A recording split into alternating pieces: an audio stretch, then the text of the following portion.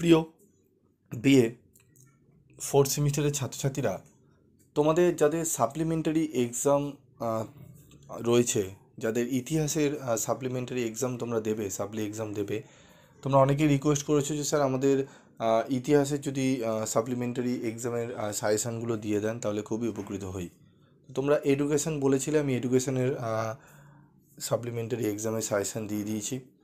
আজকের এই ভিডিওতে আমি দেব ইতিহাসের গুরুত্বপূর্ণ কিছু প্রশ্ন, যে প্রশ্নগুলো করলে তোমরা 100% কোশ্চেন কমন পাবে।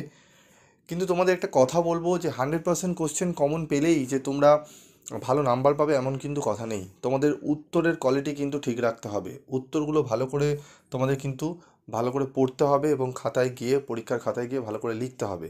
শুধুমাত্র কোশ্চেন 100% কমন পেলেই কিন্তু হবে না, উত্তরগুলো ভালো করে তোমাদের রেডি করে সেইভাবে তোমাদের লিখে আসতে হবে। তো আমি আজকে যে প্রশ্নগুলো বলবো, এই প্রশ্নগুলো তোমরা যদি ঠিক করে পড়ো, আশা করি তোমরা অনেকটাই উপকৃত হবে। তো চলো আমরা দেখে নিই কী কী প্রশ্ন আমাদের পড়তে লাগবে, সেটি একটু দেখে নেব। তো 10 নম্বরের জন্য কি কি প্রশ্ন রয়েছে সেগুলো দেখব। প্রথম প্রশ্ন, একজন সাম্রাজ্য নির্মাতা হিসাবে সমুদ্রগুপ্তের কৃতিত্ব নিরূপণ করো। 2 নম্বর প্রশ্ন, কৈবর্ত বিদ্রোহ সম্পর্কে সংক্ষেপে আলোচনা করো। 3 নম্বর প্রশ্ন, গুপ্ত যুগকে প্রাচীন ভারতের সুবর্ণ যুগ বলা হয় কেন। এই তিনটি প্রশ্নই অত্যন্ত গুরুত্বপূর্ণ। এই তিনটি প্রশ্নই হয়তো তোমরা তিনটির মধ্যে দুটো প্রশ্ন একদম প্রশ্নপত্রে কমন পেতে চলেছো, তাই বলবো এই তিনটি প্রশ্ন অত্যন্ত গুরুত্ব সহকারে তোমাদের পড়তে হবে।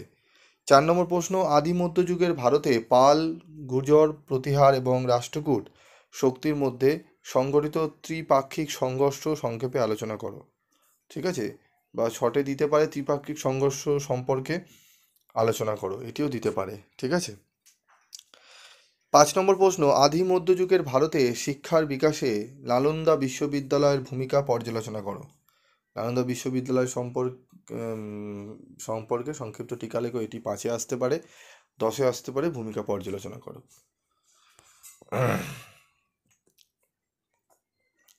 একাদশ শতকে গজনির আক্রমণের কারণ ও ফলাফল আলোচনা করো। ঠিক আছে, গজনির ভারত আক্রমণের যে কারণ এবং ও ফলাফল আলোচনা করো।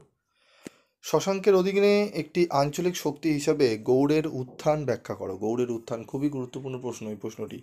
ঠিক আছে। চোলদের সামুদ্রিক কার্যকলাপ বর্ণনা করো। চোলদের সামুদ্রিক কার্যকলাপ বর্ণনা করো, এই প্রশ্নটি অত্যন্ত গুরুত্বপূর্ণ। 4টি স্টার দেওয়া রয়েছে, দেখতেই পাচ্ছ। শশাঙ্কের নেতৃত্বে গৌড়ের উত্থান আলোচনা করো। ঠিক আছে। 7 এবং 9 নম্বর প্রশ্নের উত্তর সেমই হবে। ঠিক আছে, এই প্রশ্নগুলো তোমাদের কিন্তু ভালো করে রেডি করতে হবে। চলে আসবে এরপর। আচ্ছা, 10 নম্বরে তোমাদের 8টি মাত্র প্রশ্ন দিলাম, কারণ 9টি দেখতে পাচ্ছ, কিন্তু তবে 7 আর 9 অ্যান্সার সেম, ঘুরিয়ে আসতে পারে প্রশ্নটা, তাই জন্য দেওয়া হয়েছে। 8টি প্রশ্ন পড়লে আশা করি তোমরা 3টি 10 নম্বরের প্রশ্ন কমন পেয়ে যাবে। চলে আসবো 5 নম্বরের প্রশ্ন। 5 নম্বরের প্রশ্নগুলো দেখে নিই চলো। বাকাটকদের উপর একটি টিকা লেখো। পাল সেন যুগের সাংস্কৃতিক জীবন সম্পর্কে বিবরণ দাও। গুপ্ত যুগের বৈজ্ঞানিক কৃতিত্ব সম্পর্কে আলোচনা করো।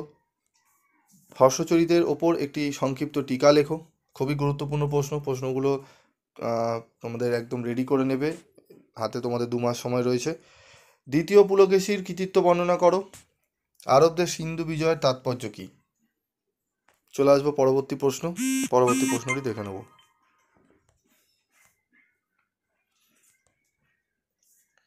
আদি মধ্যযুগের ভারতে হবে এটি। ভারতে গিল্ডের গুরুত্ব আলোচনা করো। গিল্ডের গুরুত্ব আলোচনা করো। তরাইনের প্রথম ও দ্বিতীয় যুদ্ধের তাৎপর্য কী ছিল, প্রশ্নটি পড়তে হবে। চোলদের স্থানীয় সাহিত্য শাসন সম্পর্কে একটি টিকা লেখো। মাতসুনায় কাকে বলে, প্রাচীন বাংলার রাজনৈতিকে এর প্রভাব কী ছিল, অথবা পাল বংশের শাসনের অব্যবহৃত পূর্বে বাংলাদেশের অবস্থা সম্পর্কে সংক্ষেপে আলোচনা করো। তো তোমরা দেখতে পাচ্ছ এখানে 10টি প্রশ্ন আমি তোমাদের দিয়ে দিলাম এই 5 নম্বরে। এই 5 নম্বরে 10টি প্রশ্ন ভালো করে গেলে আশা করি তোমরা 3টি থেকে 4টি প্রশ্ন অনায়াসে কমন পেয়ে যাবে। মিনিমাম 3টে তো পাবেই, 4টি তোমরা পেয়ে যেতে পারো। ঠিক আছে, এই প্রশ্নগুলো একটু ভালো করে পড়ে যেও, দেখবে তোমরা অনেকটাই উপকৃত হবে। আজকের মতো ভিডিওটি শেষ করব, দেখা হবে পরবর্তী ভিডিওতে। সকলে ভালো থাকবে, সুস্থ থাকবে, এবং 4th সেমিস্টারে তোমাদের কোন কোন সাবজেক্টে সাজেশান লাগবে এবং সাপ্লিমেন্টারি সাবজেক্টের কোন কোন সাজেশান লাগবে তোমরা অবশ্যই কমেন্ট বক্সে লিখে জানিও, আমি চেষ্টা করব তোমাদেরকে দিয়ে দেওয়ার। আজকের মতো এটুকুই।